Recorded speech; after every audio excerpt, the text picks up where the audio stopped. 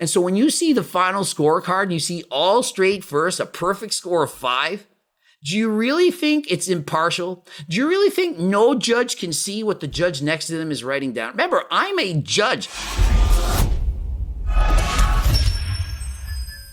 Coach Greg and the Toronto Pro Super Show, it's just finished, and I want to give you my impressions, my opinions, who I thought should have won, if the winner deserved it, and so on. I'm going to go through as many categories as I can think of, and the overall experience of being here at the Toronto Pro. Now, I haven't attended a pro show in over 4 years, and I can say the difference from when I competed 4 years ago to showing up now, surreal. So many people are watching my videos, getting my cookbook, tell me stories of how I impacted their life. Absolutely wonderful, amazing to hear. It certainly made my weekend. And so let's get into the main category that probably the most of you are interested in, the open men's professional bodybuilding. And so as soon as I watched Iain Valliere walk out and do his poses, I thought, this guy, he's got it in the bag. But I then saw, I think his name is Mustafa. I don't know people's names. I forget them all. But I think it was Mustafa, guy in red. And the more I watched him pose, the more I began to like him. And by the night show, my personal opinion, that's right, it's just mine, is that I would have favored him to win over Iain Valliere. They both had their strengths and weaknesses. Iain Valliere was more conditioned in the lower half. The side poses, Iain had more definition, the hamstrings and so on. But in comparison, this Mustafa, the chest, the striations, the mass in the arms, absolutely outstanding. And so in the end, when I judge a bodybuilding competition, I'm thinking, which physique would I more like to have? Would I prefer to look like Iain Valliere or like Mustafa? And for me, it's Mustafa. Although I thought he would win, of which he did, and he had straight first place votes, I personally favor Mustafa's physique more than Iain Valliere. Doesn't mean Iain didn't deserve to win, but on a different day with a different set of judges, I could easily see it going the other way. Also of note, in that division, Robin Strand was blowing my mind. He's also from Canada.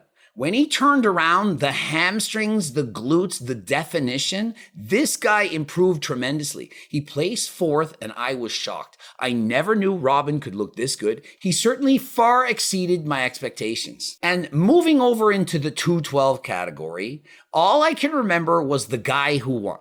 I'm told he used to compete in classic physique. This guy won by so much, it was as if he was in the wrong category. I was like, oh my goodness, the thickness of the chest, the arms, the mass, the size, looked like a mini Derek Lunsford. He looked absolutely incredible. He was the first one to pose, and I thought, is anyone going to look like this? And so I was not surprised to see him come out on top. Next, my favorite category, and you know why, classic physique. And the winner of this competition, he's only 23, maybe 24 years old, from Montreal, Canada. He's the one with that crazy hair bun thing on the top of his head. This guy looked incredible. I was mind blown, and he can only get better.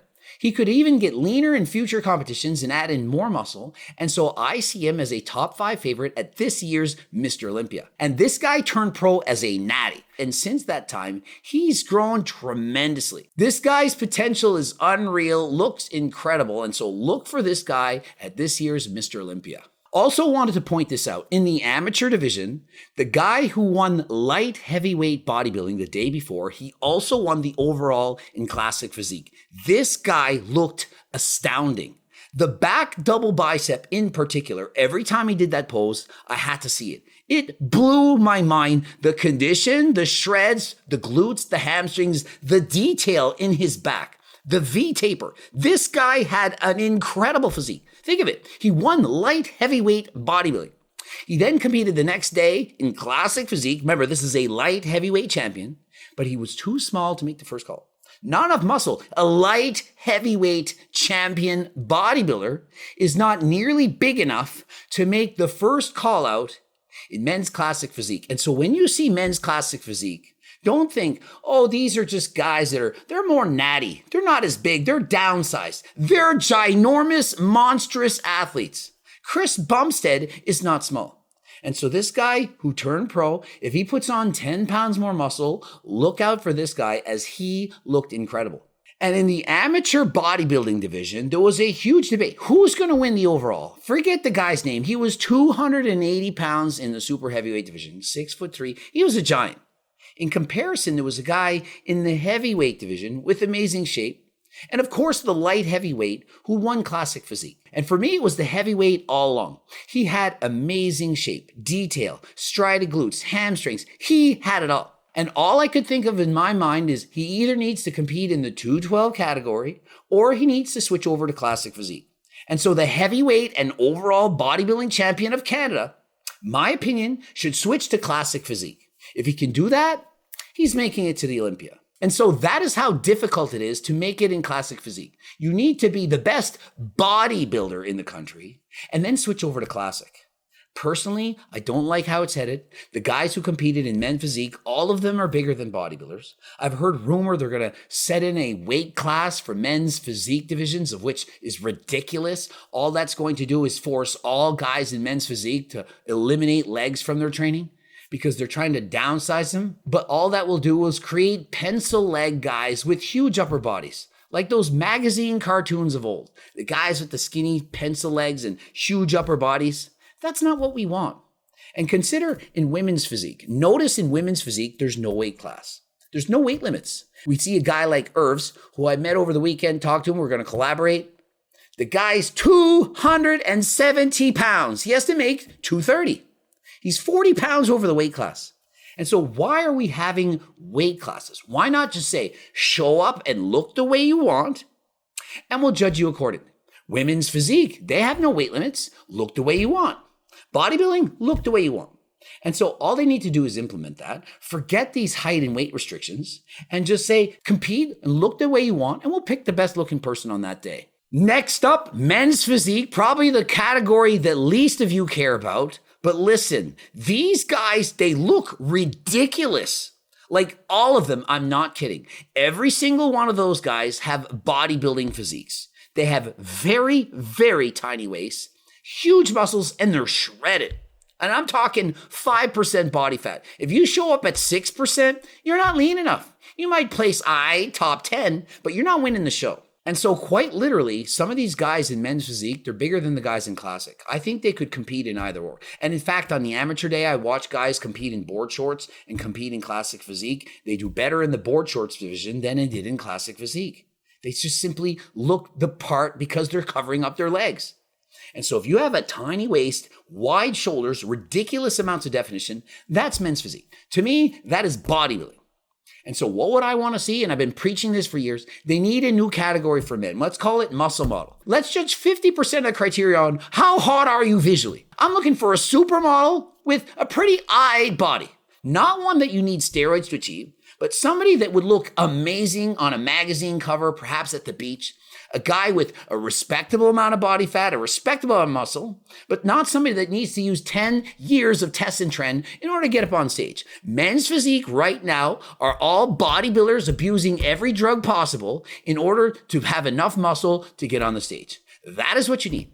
One guy in the professional division loved his look. He was shredded, he was peeled, but he wasn't big enough. Didn't have enough muscle. My opinion, that physique could win. You shouldn't need to be well over 200 pounds in order to win men's physique. Another thing, there's two separate categories, bodybuilding and women's physique. They don't need both. Both is ridiculous. I think there were 4 bodybuilders and perhaps there are 10, 12 women's physique. It's the same frigging category. It's the same sport. The same people can win. Bodybuilding is filled with girls with a ton of muscles or shredded. Physique, same thing. Lots of muscle, shredded. I don't see girls walking out of women's physique and thinking, oh, her delts are just too big. There's just too much striations in her back. And so enough with this. Combine into one. If you have a gut on stage, a bubble gut, a GH gut, cut it what you will, and you compete, you get scored down. We don't need 2 categories when there's only 4 in one category and 10 in the other. Could have had a contest with 14 and just had it all together. In women's figure, 2 girls, they stood out above the rest. I was watching all the girls come out. I videoed 2 girls that really stood out in my eyes. And to no surprise, they placed in the top 2, both of them. absolutely incredible physiques. And what I notice is over the years, the girls have gotten much bigger, much leaner. The size, absolutely incredible. And it's to the point now where if you win a women's physique pro card, you then switch down into figure so that you have enough muscle to compete. And in women's bikini, to me, this is the most subjective. I have personal favorites I'm watching, and I can tell who's going to win and who's not going to win because whoever they're putting in the center, you know they're going to win. When there's 5 people, there's one standing right there, that person is going to win. These people are not going to win. And so when I see 5 people standing there, or perhaps 4, I know this person and that person, they're not winning when it's being prejudged. It's not how it works. Doesn't mean I can't think that that person's the best, and it doesn't mean that that person isn't the best. And so just because you placed 3rd or 4th, for example, doesn't mean you didn't deserve to win. On that given day with those specific types of judges, and in fact, mostly with that specific head judge, that's what's going to happen. Remember, the head judge decides who goes where. If I had been the head judge in certain categories, somebody there I would have placed there. And so instead of placing 3rd or 4th, because the head judge, me, would have placed them there or there, they would have placed 1st or 2nd. And so you can see how easily all the other judges are biased. And so when you see the final scorecard and you see all straight first, a perfect score of 5, do you really think it's impartial? Do you really think no judge can see what the judge next to them is writing down? Remember, I'm a judge, certified judge. And so oftentimes judges, they want to keep their jobs. And so if you put 5 people out there and you like that one the best, and the head judge puts them in the center, and you place that person last and that person 5th, what do you think is going to happen the next time they look for judges? Are we going to hire that person that gave that person first?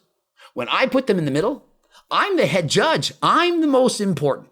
And it's not all head judges, and it's not at every competition. And I'm not saying it happened at this competition, but trust me, it happens. There's a huge influential bias on what you hear the head judge putting the athletes in and your ability to be impartial and to write what you actually think. Think of it. If you're on the fence and there are 2 athletes neck and neck, and they put your favorite here, and the other competitor you put there, do you really think you're going to then say, I'm putting that person first and that person second?